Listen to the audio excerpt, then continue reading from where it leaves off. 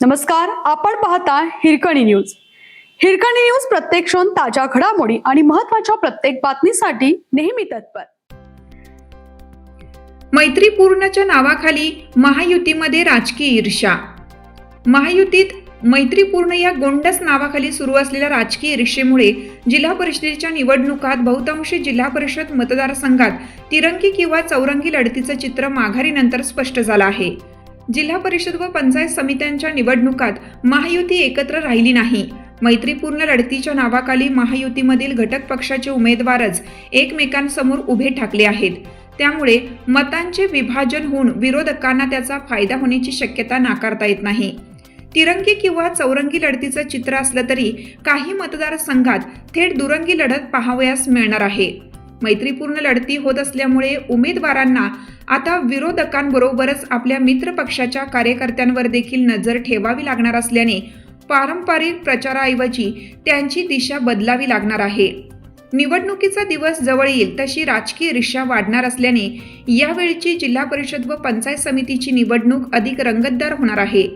तिरंगी व चौरंगी लढतीमुळे मैत्रीपूर्ण राजकारणाचा खरा कस या निवडणुकीत लागणार असून शेवटपर्यंत अंदाज बांधणं कठीण झालं आहे.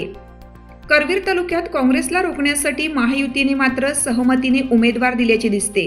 त्यामुळे शक्य त्या ठिकाणी काँग्रेसला एकास एक उमेदवार देण्याचा प्रयत्न करण्यात आला आहे. त्यामुळे गोकुळ शिरगाव, कळंबा, तर्फ, ठाणे, मुडशिंगी येथे भाजप विरुद्ध काँग्रेस अशी दुरंगी लढत होत असून अन्य ठिकाणी तिरंगी लढतीचं चित्र आहे. शिरोळ तालुक्यात तिरंगी लढतीचं चित्र तर हातकणंगले तालुक्यात काही ठिकाणी दुरंगी तर काही ठिकाणी तिरंगी लढती होत आहेत. हातकणंगले तालुक्यात कुंभोज, रेंदाळ, रुकडी, भादोले, शिरोली, रुई या गटातील लढती लक्षवेधी असणार आहेत. चंदगड तालुक्यात तिरंगी लढत दिसली असली तरी मुख्य लढत महायुतीतील भाजप आणि राष्ट्रवादी काँग्रेसच्या यांच्यात आहे. आजरा तालुक्यातही महायुतीमध्ये सामना रंगणार असून भाजप, शिवसेना, राष्ट्रवादी आणि ताराराणी आघाडी एकमेकांसमोर उभे ठाकले आहेत. भुदरगड तालुक्यात जिल्हा परिषदेमध्ये गारगोटीमध्ये आघाडी विरुद्ध शिवसेना असा थेट सामना असून अन्य ठिकाणी तिरंगी लढत आहे. गडिंग्लजमध्ये बडगाव येथे राष्ट्रवादी विरुद्ध भाजप अशी थेट लढत आहे. अन्य गटांमध्ये तिरंगी, बहुरंगी लढती पाहावयास मिळणार आहेत. शाहूवाडीत बांबवडे व शित्तूर वारुण यांच्यामध्ये जनसुराज्य शक्ती व ठाकरे शिवसेना यांच्यात थेट लढत होत आहे. अन्य ठिकाणी तिरंगी लढती होत आहेत.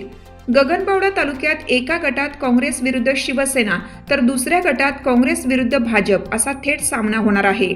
राधानगरी तालुक्यात सर्वत्र बहुरंगी लढती आहे. भाजप, राष्ट्रवादी, शिवसेना, काँग्रेस या सर्वांनीच आपापले उमेदवार जिल्हा परिषद निवडणूक रिंगणात उतरवले आहेत. पन्हाळा तालुक्यातही बहुरंगी लढतीचं चित्र पाहावयास मिळतं.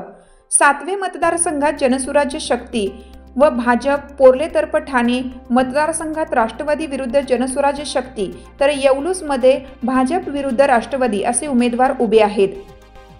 गोकुळ शिरगाव, कळंबा तर्फ ठाणे व मुडशिंगी गटात होत असलेल्या लढतीकडे सर्वांचं लक्ष लागलं असून या लढती काँग्रेस व भाजपने प्रतिष्ठेच्या केल्या आहेत.